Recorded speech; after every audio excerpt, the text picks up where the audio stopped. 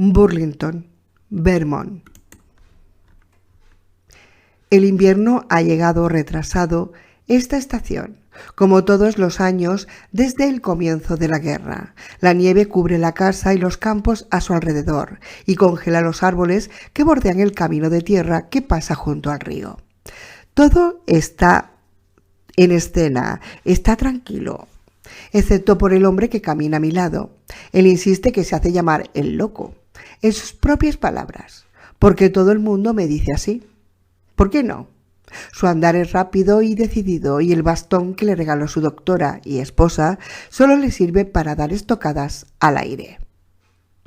Para serle sincero, no me sorprendió que me nominaran para vicepresidente. Todo el mundo sabía que era inevitable la aparición de un partido de coalición. Yo había sido una estrella en ascenso, al menos hasta que me autodestruí. Eso era lo que decían, ¿no? Todos esos cobardes e hipócritas que preferirían morir antes que ver a un hombre de verdad expresando sus pasiones. Pero ¿qué importaba si no era el mejor político del mundo? Dije lo que sentía y no tenía miedo de repetirlo fuerte y claro. Esa es una de las razones por la que era el candidato más lógico para el puesto de copiloto. Éramos un gran equipo. Él era la luz, yo era el calor. Diferentes partidos, diferentes personalidades y, no nos digamos mentiras, también diferentes color de piel. Yo sé que yo no era el favorito, yo sé a quién preferiría mi partido, pero Norteamérica no estaba lista para llegar tan lejos, tan estúpido, ignorante y humillantemente neolítico como suena. Preferían tener a un VP gritón y radical, una en vez de otra de esos. Así que no me sorprendió que me nominaran. Me sorprendió todo lo demás. ¿Habla de las elecciones? ¿Elecciones? Honolulu era un manicomio. Soldados, congresistas, refugiados, todos tropezándose entre sí mientras buscaban algo que comer, o un lugar para dormir, o tratando de saber qué diablos estaba pasando. Y eso era un paraíso comparado con el continente. La línea de las rocosas apenas se estaba formando. Todo al occidente de ella era una gran zona de guerra. ¿Por qué molestarse con unas elecciones cuando el Congreso podía votar por una extensión de poderes debido a la emergencia? El fiscal general lo intentó cuando fue alcalde de Nueva York y estuvo a punto de lograrlo. Le expliqué al presidente que no teníamos ni la energía ni los recursos para hacer otra cosa que no fuera luchar por nuestra supervivencia. ¿Y él qué dijo? Bueno, solo digamos que me convenció de lo contrario. ¿Podría ser más específico?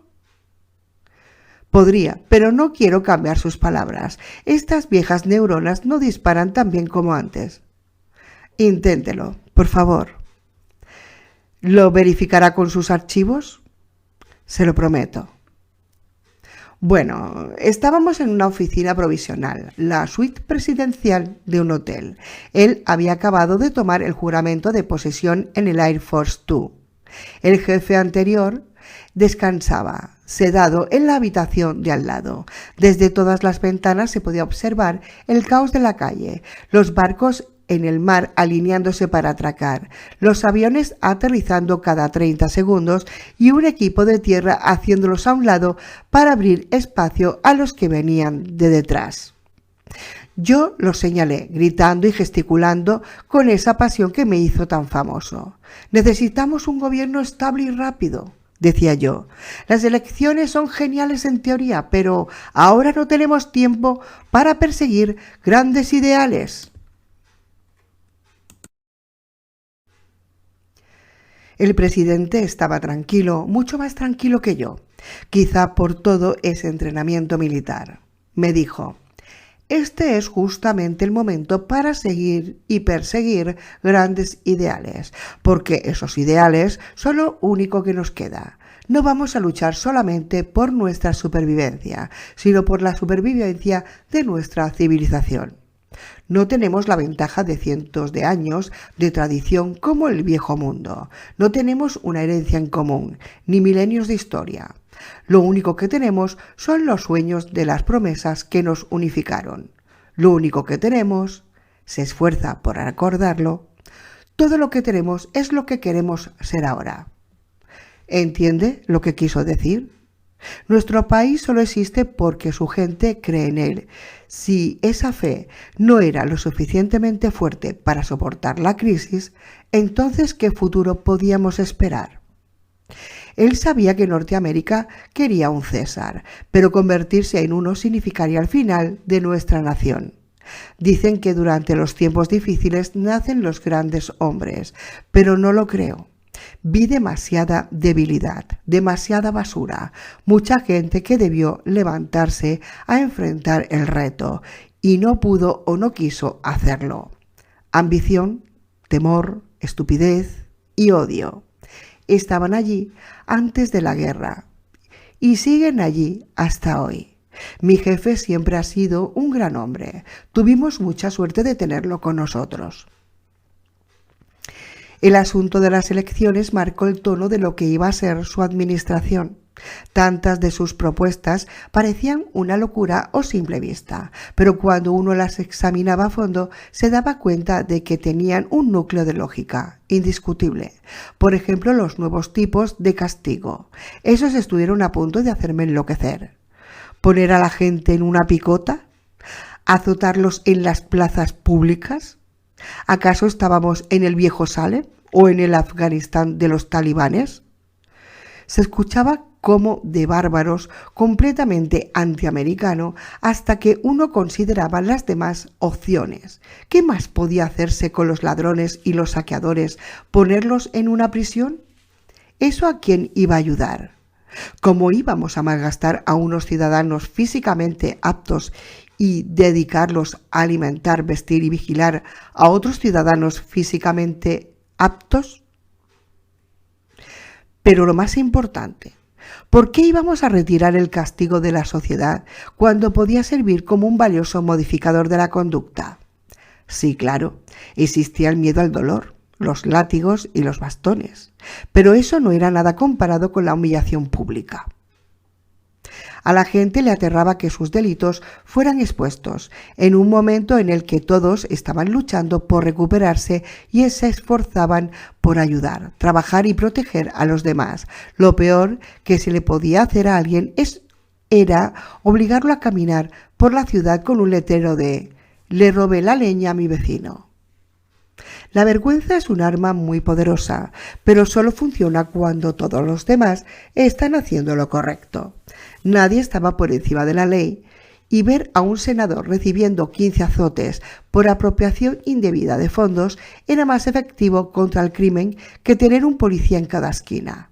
Sí, teníamos mafias organizadas, pero esos eran residuos, gente que había tenido esa oportunidad muchas veces antes. Recuerdo que el fiscal general sugirió que los abandonáramos en las zonas infestadas y que nos libráramos de una vez por todas del peligro de su presencia constante. Tanto el presidente como yo nos opusimos. Mis objeciones eran éticas, pero las de él fueron prácticas.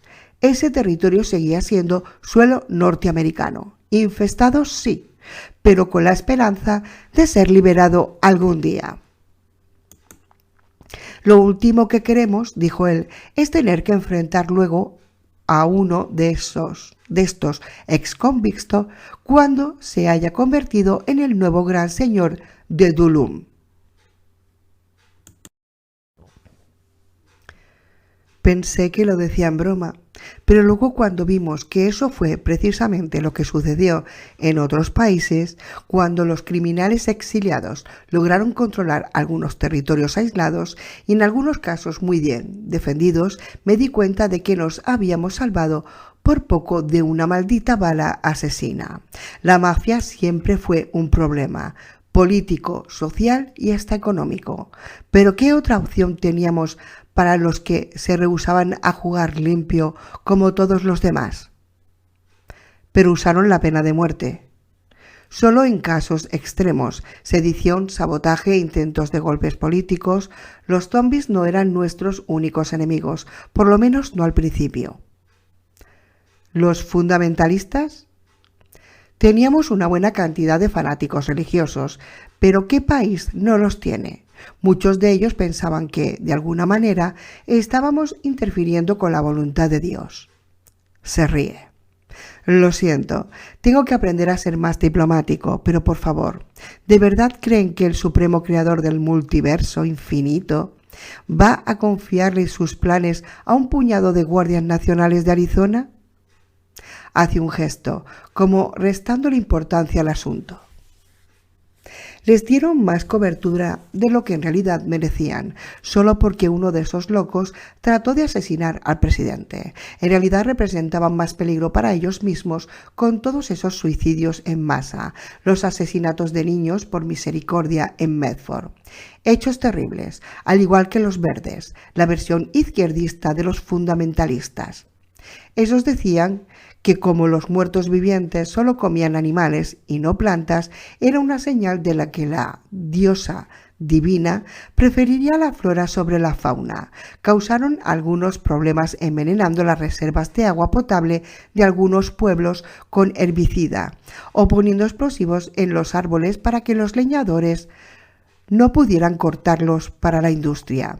Ese tipo de ecoterrorismo llena los encabezados, pero no es una amenaza real para nuestra seguridad nacional. En cambio, los rebeldes sí, separatistas políticos bien armados y organizados. Esa era la amenaza más concreta. También fue la única vez que vi al presidente preocupado de verdad. Claro que no lo aparentaba, no con esa imagen digna y de diplomacia que tenía. En público los mencionaba solo como otro punto a tener en cuenta, junto al racionamiento de los alimentos y la preparación de las carreteras. Pero en privado nos decía, deben ser eliminados con rapidez, decisión y usando cualquier medio que sea necesario. Por supuesto, se refería a los que teníamos que enfrentar en la zona segura occidental. Esos renegados tenían algún problema con las políticas de guerra del gobierno o habían estado planeando la rebelión desde antes y usaron la crisis solo como un pretexto. Eso eran los enemigos de nuestra patria, las amenazas domésticas que se mencionan en el juramento de cualquiera que se comprometa a defender nuestro país. No teníamos ni que pensar en cuál era la manera apropiada de tratar con ellos, pero con los separatistas al este de las Rocosas, en las zonas aisladas e infestadas, pues con ellos se volvió complicado. ¿Por qué? Porque su creencia era, nosotros no traicionamos a Norteamérica, Norteamérica nos traicionó. Y era la verdad, habíamos abandonado a esa gente. Por supuesto, les dejamos a algunos voluntarios de las fuerzas especiales y tratamos de abastecerlos por aire o por tierra. Pero desde un punto de vista puramente moral, los habíamos abandonado por completo. No puedo culparlos por querer seguir su propio camino. Nadie puede. Fue por eso que cuando comenzamos a recuperar el territorio perdido, le dimos a cada poblado separatista la oportunidad de reintegrarse pacíficamente. Pero hubo violencia. Todavía tengo pesadillas con eso, en sitios como Bolívar o en Black Hill. Nunca sueño con las imágenes como tal, ni la violencia o lo que encontramos después. Solo veo a mi jefe, ese hombre, y enorme y poderoso, debilitándose y enfermando más cada día. Había sobrevivido a tantas cosas, cargando un peso tan abrumador. ¿Sabía que nunca trató de investigar lo que le sucedía a sus familiares en Jamaica? No preguntó ni una sola vez. Estaba completamente concentrado en el destino de nuestra nación, determinado a preservar el sueño que la había fundado. No sé si es verdad que los tiempos difíciles hacen a los grandes hombres, pero sí sé que son capaces de matarlos.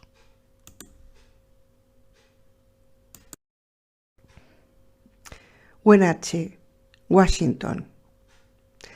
La sonrisa de Joe Mohamed es amplia como sus hombros, aunque de día trabaja como administrador del taller de reparación de bicicletas del pueblo.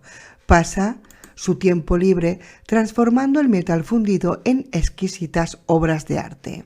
Es más conocido sin duda por la estatua de bronce que se levanta sobre la avenida principal de Washington, D.C., el monumento a los vigilantes comunitarios, en el que se ven 2 ciudadanos de pie y uno en una silla de ruedas. La funcionaria de reclutamiento estaba muy nerviosa. Trató de convencerme de que no lo hiciera. ¿Ya había hablado con el representante del CRN? ¿Conocías las otras labores que podía hacer para ayudar con el esfuerzo de la guerra? Al principio no entendí. Yo ya tenía un trabajo en la planta de reciclaje. Esa era precisamente la idea de los equipos de vigilancia comunitaria, ¿no? Era un servicio voluntario de medio tiempo para después de salir del trabajo. Traté de explicárselo. A lo mejor no lo había entendido bien. Mientras trataba de darme alguna otra excusa improvisada y floja, vi que sus ojos se desviaban hacia mi silla. Joe es discapacitado. ¿Puede creerlo? La extinción de nuestra especie estaba tocando a nuestras puertas y ella seguía tratando de ser políticamente correcta. Me reí. Me reí en la cara. ¿Qué? ¿Acaso pensaba que yo me había aparecido allí sin saber lo que se esperaba de mí? ¿Acaso esa perra estúpida no había leído el manual de seguridad? Bueno, yo sí. El objetivo del programa del EVC era patrullar tu propio vecindario, caminando o, en mi caso, rodando por las aceras, deteniéndose para revisar cada casa. Si por alguna razón había que entrar en una, al menos 2 miembros tenían que quedarse siempre vigilando, afuera. Se señala a sí mismo. ¿Hola? ¿Y a quién creía ella que nos estábamos enfrentando? Ni que tuviéramos que perseguirlos saltando sobre los muros y los jardines. Ellos siempre iban a echársenos encima. Y cuando lo hicieran, digamos, solo en teoría, ¿qué pasaría si eran más de los que podía manejar? Diablos, si yo no pudiera rodar más rápido de lo que camina un zombi, ¿cómo habría logrado sobrevivir? Les puse mis razones tranquilamente y con claridad, e incluso la reté a pensar en una situación en la que mi condición física pudiese ser un impedimento. No pudo. Dijo algo sobre tener que consultarlo con su coordinador y que debía regresar al día siguiente. No lo acepté. Le dije que podía llamar a su coordinador y al coordinador de él, y a todos los demás de ahí arriba hasta el oso en persona, pero que no me iba a mover de allí hasta que me entregaran mi chaqueta naranja. Grité fuerte para que todos los del salón pudiesen oírlo. Todo el mundo me miró y luego a ella. Eso fue suficiente. Me dieron mi chaqueta y salí de allí más rápido que cualquier otra persona ese día. Como ya le dije, la vigilancia comunitaria significa literalmente patrullar el vecindario. Era un cargo semi-militar. Íbamos a charlas y cursos de entrenamiento. Había líderes designados y reglas estrictas, pero no había que saludar a nadie diciéndole «señor» ni ninguna otra mierda de esas. El armamento tampoco estaba regulado. Casi todas eran herramientas cuerpo a cuerpo, hachas, bates, algunas barras de acero y machetes. Todavía no teníamos lobos. Al menos 3 personas de cada equipo tenían que cargar armas de fuego. Yo tenía una AMT Lightning, una carabina semiautomática, calibre 22.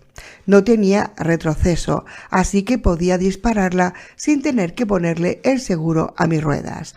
Una buena arma, sobre todo después de que las municiones se estandarizaron y todavía me seguían sirviendo. Los equipos cambiaban según el horario libre de cada uno. En ese entonces todavía había mucho desorden, porque Destre estaba reorganizando todo. Los turnos de noche eran los más difíciles. Uno se olvida de lo oscura que es la noche cuando no hay luces afuera. Tampoco había muchas luces en las casas. La gente se iba a dormir muy temprano, cuando empezaba a oscurecer, así que, excepto por una que otra vela o alguien con permiso especial para un generador, por ejemplo, para adelantar trabajos de guerra en la noche, todas las casas quedaban completamente a oscuras. Ni siquiera teníamos la luz de las estrellas y la luna. Con toda esa basura flotando en la atmósfera, patrullábamos con linternas, modelos civiles, comprados en cualquier tienda. Todavía teníamos baterías y les poníamos celofán rojo en el extremo para proteger nuestra visión nocturna. Parábamos en cada casa, tocábamos y le preguntábamos al que estuviera de guardia si todo andaba bien. Los primeros meses fueron un poco difíciles por culpa del programa de reubicación. Salía tanta gente de los campos de refugiados que todos los días aparecía una docena de vecinos nuevos e incluso inquilinos. Nunca antes me di cuenta de lo bien que estábamos antes de la guerra, encerrado en mi suburbio de Stepford. ¿Para qué necesitaba una casa de 320 metros cuadrados con 3 alcobas, 2 baños, cocina, sala, patio y estudio?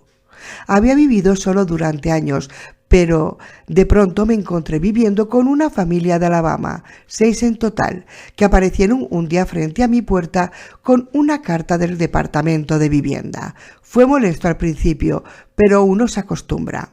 No tuve ningún problema con los Shannon. Ese era su apellido. Nos entendimos muy bien y dormía mucho mejor sabiendo que alguien más vigilaba. Esa era una de las nuevas reglas para todos en la casa. Alguien tenía que hacer guardia por la noche. Teníamos todos sus nombres en una lista para asegurarnos de que no fueran invasores o ladrones.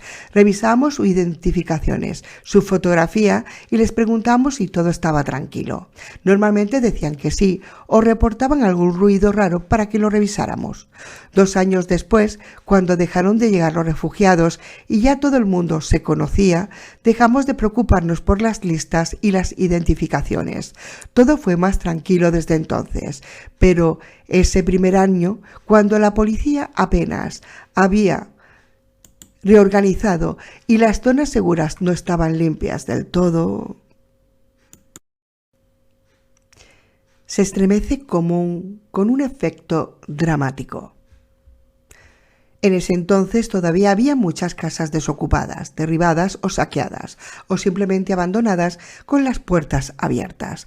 Poníamos montones de cinta policial en las puertas y ventanas. Si encontramos algunas cintas rotas, eso quería decir que quizá un zombi estaba dentro.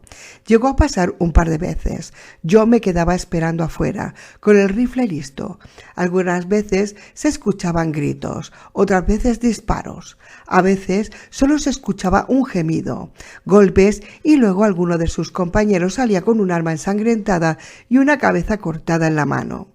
Yo tuve que encargarme personalmente de varios.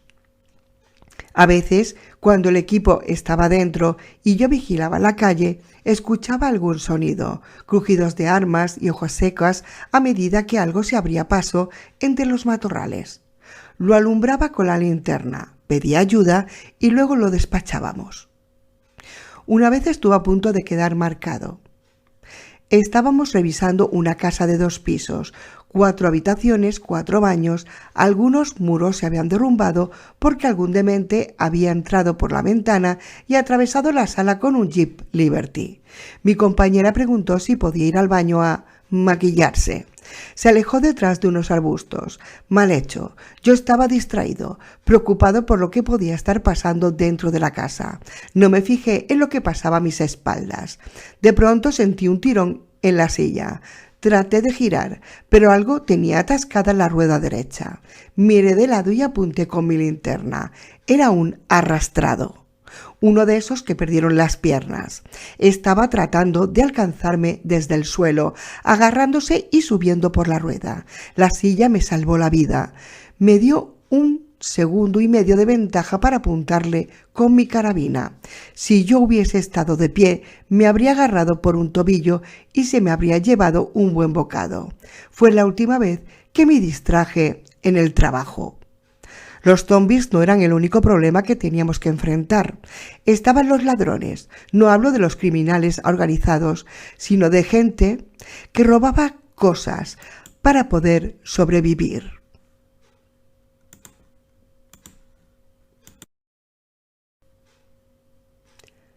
Lo mismo pasaba con los invasores ilegales, pero en ambos casos casi siempre las cosas terminaban bien. Simplemente los invitábamos a nuestras casas, le dábamos lo que necesitaban y los cuidábamos hasta que el departamento de vivienda se hacía cargo de ellos. Pero también había ladrones de verdad, jodidos profesionales. Esa fue la única vez que me hirieron.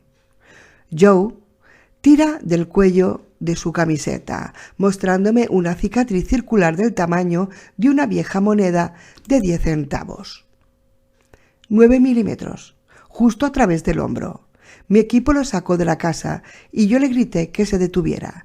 Es la única vez que tuve que matar a alguien, gracias a Dios. Cuando comenzaron a funcionar las nuevas leyes, el crimen convencional desapareció casi por completo.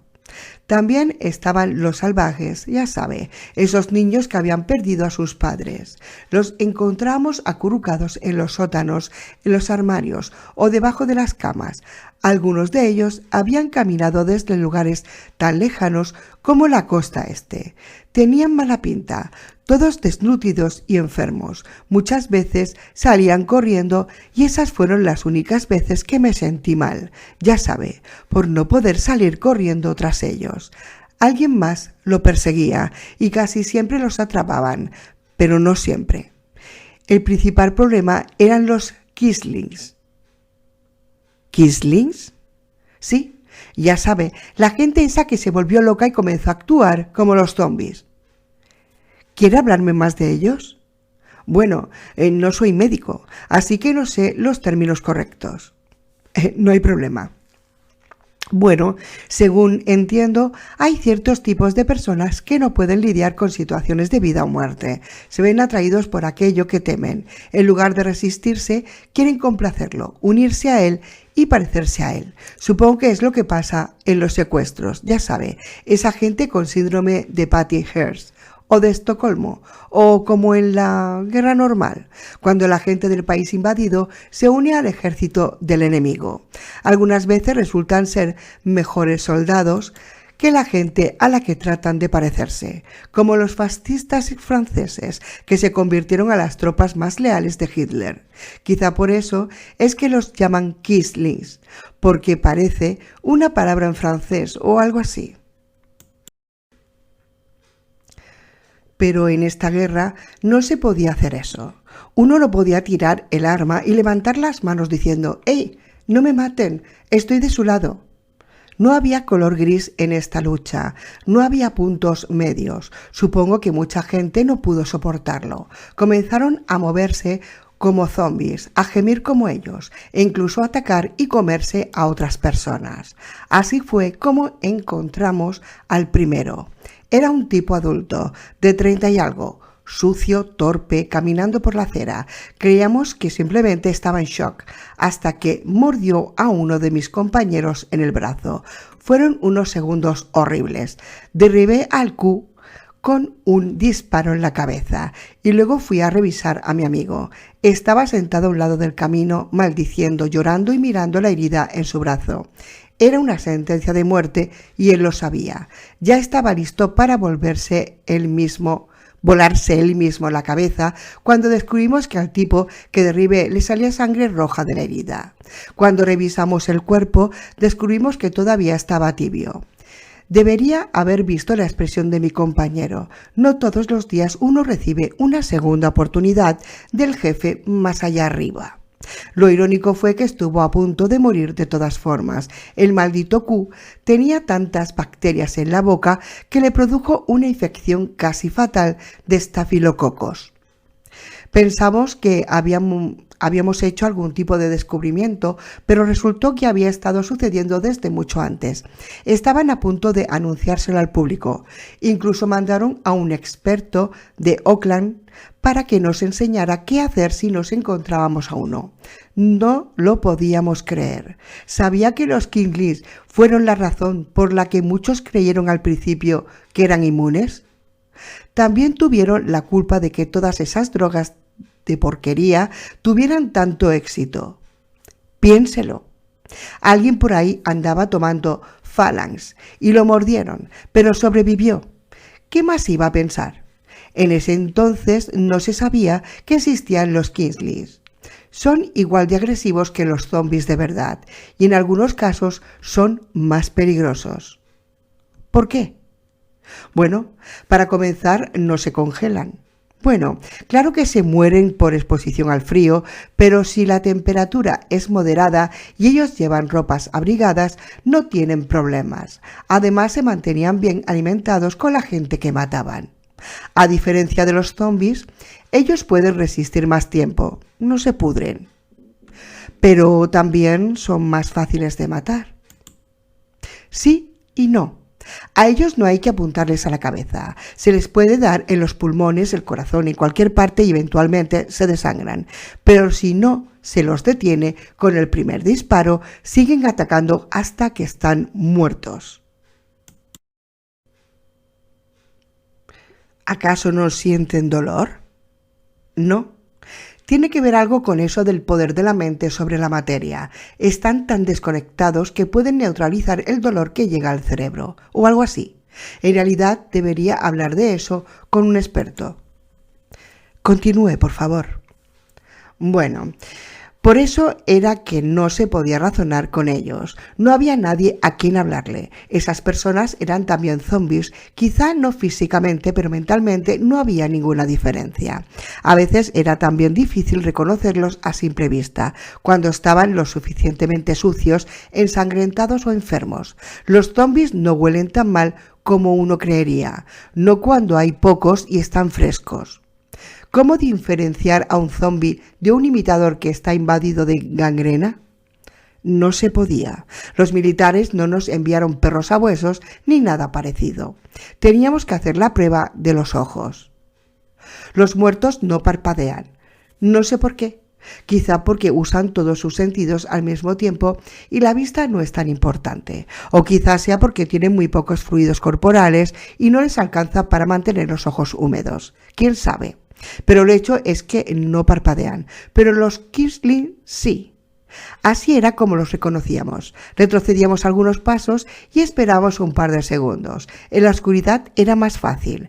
Nada más había que iluminarles la cara. Si no parpadeaban, acabábamos con ellos. ¿Y si parpadeaban? Bueno, nuestras órdenes eran de capturar a los Kingsleys, si era posible, y usar fuerza letal solo como defensa. Parecía una locura, aún lo parece, pero siempre lográbamos reunir unos cuantos. Los amarrábamos y los entregábamos a la policía o a la Guardia Nacional. No estoy seguro de qué hacían con ellos. He escuchado historias sobre Walla Walla.